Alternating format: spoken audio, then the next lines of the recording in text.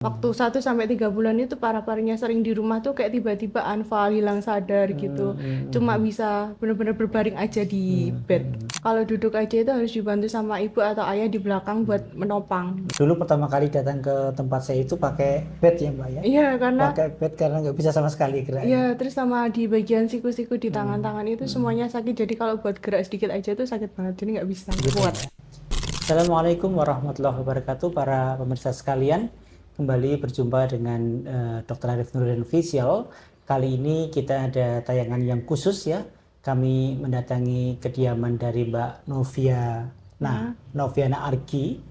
Ya, beliau seorang yang sangat luar biasa.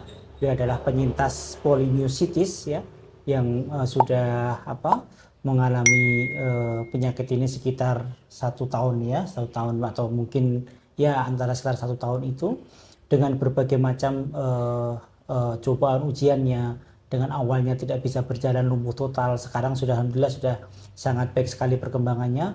Dan harapan kami nanti ini menjadi inspirasi buat teman-teman sekalian bahwa tidak ada yang tidak mungkin ya, sesuatu yang mungkin kita anggap tidak mungkin untuk bisa sembuh ternyata bisa sembuh dengan baik gitu. Assalamualaikum Mbak Noviana. Waalaikumsalam Gimana dokter. kalau udah sehat sekarang? Alhamdulillah dokter. Ya sekarang tampak ini bisa duduk tegak ya, Iya, dulu sudah nggak bisa ya Mbak ya? nggak bisa sama sekali. Iya. Soalnya dulu tuh kalau duduk aja itu harus dibantu sama ibu atau ayah di belakang buat menopang Ya. gitu. Dulu pertama kali datang ke tempat saya itu pakai bed ya Mbak ya? Iya, karena Pakai bed karena nggak bisa sama sekali geraknya. ya terus sama di bagian siku-siku di tangan-tangan itu semuanya sakit. Jadi kalau buat gerak sedikit aja tuh sakit banget. Jadi nggak bisa, nggak Gitu kuat. ya. Yang tidak bisa sama sekali digerakkan kakinya dulu ya Mbak? Iya, Kakinya belum gitu sama ya. sekali nggak bisa digerakin dari bagian pinggul ke bawah. Baik. Awalnya gimana Mbak Noviana? Kejadian-kejadian awalnya kenapa bisa? Apakah sejak dari dulu sudah ada keluhan-keluhan atau baru sekitar 1 tahunan ini?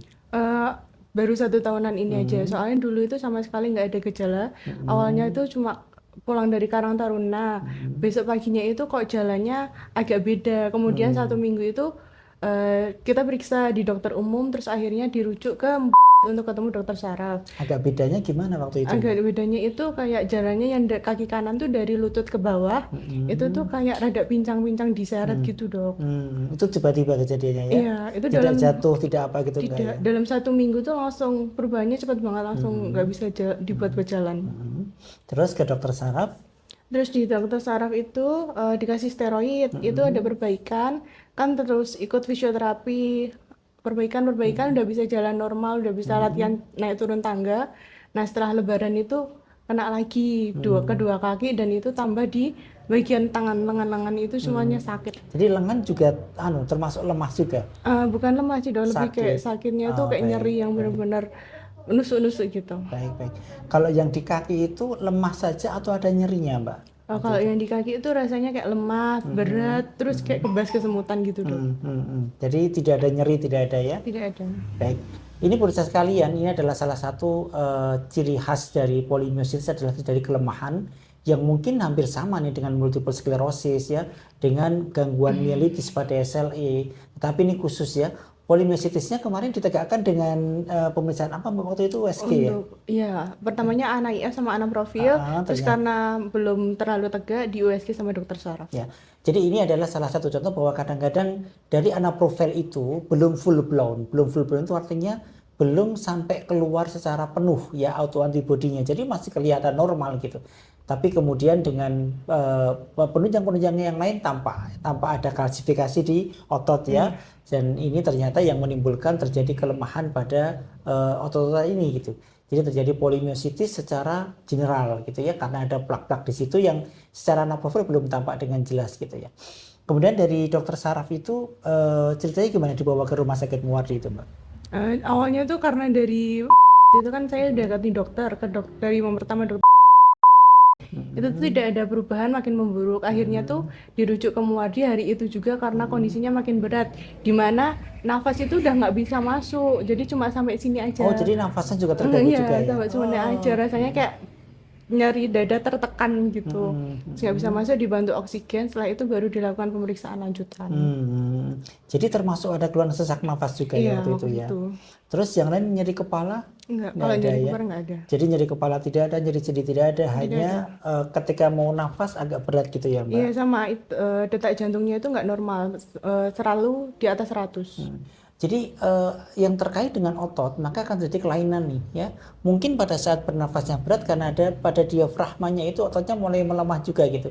Jadi kalau teman-teman sekalian pernah ingat ada sindrom Guillain-Barré (SGB), ya hampir sama kan ototnya yang diserang gitu kan, sehingga terjadi kalau SGB itu karena mungkin ada apa acetylcholinenya, sementara kalau yang polimestris adalah memang ada endapan autoimun pada otot sehingga terjadi masalah pada ototnya gitu ya.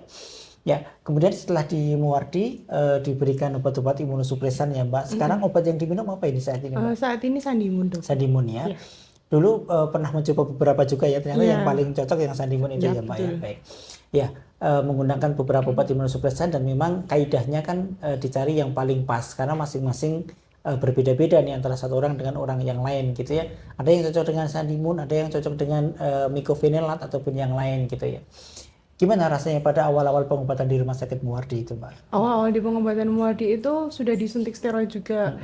Itu masih sama aja, tidak ada perubahan. Terus habis itu dikonsulkan ke penyakit dalam, tapi ternyata kan ibu juga memiliki riwayat autoimun. Itu belum ketemu. Terus Jadi pertama sampai kali dulu ke saraf dulu ya, Mbak ya? iya, Oh, karena baik, baik. rujukannya itu dari saraf. Oke. Gitu. Terus Kemudian habis itu dilakukan pemeriksaan baik MRI, cek darah dan lain sebagainya itu sampai karena rawat inap di Muardi itu 7 hari, Dok. Itu sampai 20 kali cek lebih gitu. Dan pulang tuh belum membawa hasil apapun karena MRI-nya tuh masih dikonsulkan ke Jakarta juga, Dok. Jadi dirasa mulai perbaikan setelah berapa bulan, Mbak, kira-kira? Mbak? Setelah lebih dari 3 bulan. Dari 3 bulan mulai membaik ya, Iya. mulai ada perubahan di kakinya terutamanya, Mbak, Iya. bisa digerakkan gitu ya. Iya, terus kalau sama itu nyari-nyari sendinya mulai berkurang. Waktu 1 sampai 3 bulan itu parah-parahnya sering di rumah tuh kayak tiba-tiba anfal, hilang sadar gitu. Cuma bisa benar-benar berbaring aja di bed, nggak bisa ngapa-ngapain. Iya. Dulu kayaknya menggunakan secretum stem cell juga ya, Mbak ya. Iya. Ya itu gimana rasanya setelah menggunakan secretum stem cell? Awalnya itu waktu pertama disuntik itu rasanya tuh di bagian punggung itu ngerasa panas. Tapi habis itu tuh ada perubahan di kaki sedikit demi sedikit, Dok. Mulai bisa digerakin, terus ada penguatan di bagian otot-otot, terutama di bagian luar dulu. Sampai dengan sekarang masih rutinnya secretum ya? Masih. Sebulan atau 2 bulan? 3 3 bulan bulan sekarang. sekali. Ya, ini juga salah satu yang menggunakan secretum stem cell ya, mesenchymal terutama yang kita pakai, dan memang perubahan kelihatan ketika initial dose yang 6 kali itu ya Mbak ya. Iya. 6 kali mulai kelihatan perubahan pada kakinya bisa digerakkan ya. Kemudian ini sekarang sudah maintenance dose dengan 3 bulan Iya, sekali 3 ya, bulan dengan 3 sekali. bulan sekali. Jadi kombinasi secretum dengan obat imunosupresan memang dirasa cukup baik ya Mbak ya perubahannya ya. Baik. Ya, ini salah satu contoh teman-teman sekalian bahwa tidak boleh berputus asa ya dari segala musibah penyakit yang ada, karena terbukti juga tetap Allah akan berikan jalan nih, jalan walaupun kita tidak tahu jalannya lewat jalan yang mana gitu ya. Tapi kita tetap berharap bahwa akan ada perubahan-perubahan dengan berbagai macam obat yang kita berikan gitu. Ya.